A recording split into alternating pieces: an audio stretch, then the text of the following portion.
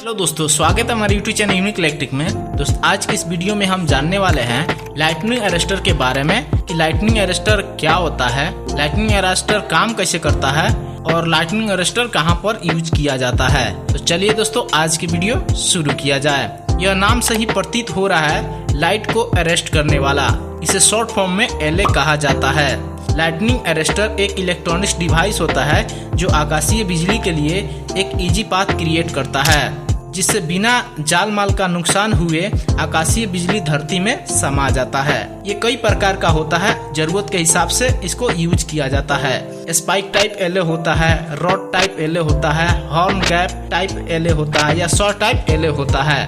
Lightning arrester काम कैसे करता है? इंस्टॉलेशन हमेशा टॉप पर ही किया जाता है। इसका कवर करने की जो रेंज होता है वह 40 मीटर होता है, यानी 40 मीटर के रेडियस में कहीं भी आकाशीय बिजली गिरता है उसको ये एब्जॉर्ब कर लेता है। जब भी इसका इंस्टॉलेशन करते हैं उसके बाद उसमें कॉपर का हेवी वायर या जीआई या कॉपर का अर्थिंग स्ट्रिप कनेक्ट करते हैं। कनेक्ट करके उसे धरती तक नीचे लाया जाता है और नीचे लाने के बाद धरती के अंदर जो है हम अर्थपिट क्रिएट करते हैं। अर्थपिट क्या होता है?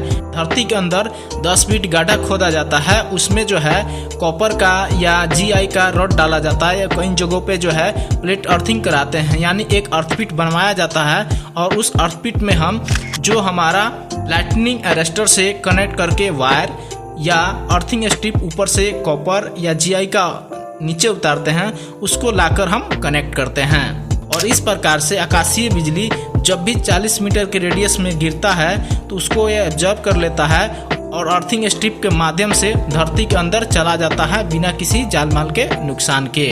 लाइटनिंग अरेस्टर का यूज कहां पर होता है?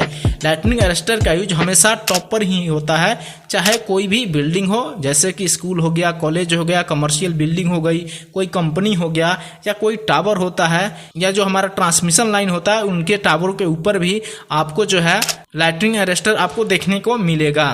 ट्रांसफार्मर में भी देखने को मिलेगा और जो ट्रांसमिशन लाइन होता है उसके टॉप पर भी लाइटनिंग अरेस्टर देखने को मिलता है। और आप जब भी कोई भी लाइटनिंग अरेस्टर का इंस्टॉलेशन करने जा रहे हैं तो आप हमेशा टॉप पर ही करें। तो दोस्त मैं आशा करता हूं कि इस वीडियो से आपको कुछ जानकारी जरूर लगी होगी। तो ये वीडियो आपको कैसी लगी कमेंट करके जरूर बताइएगा। कोई डाउट है तब भी आप हमें कमेंट करके क्वेश्चन पूछ सकते हैं। तो आज के लिए इतना ही। Thank you for watching.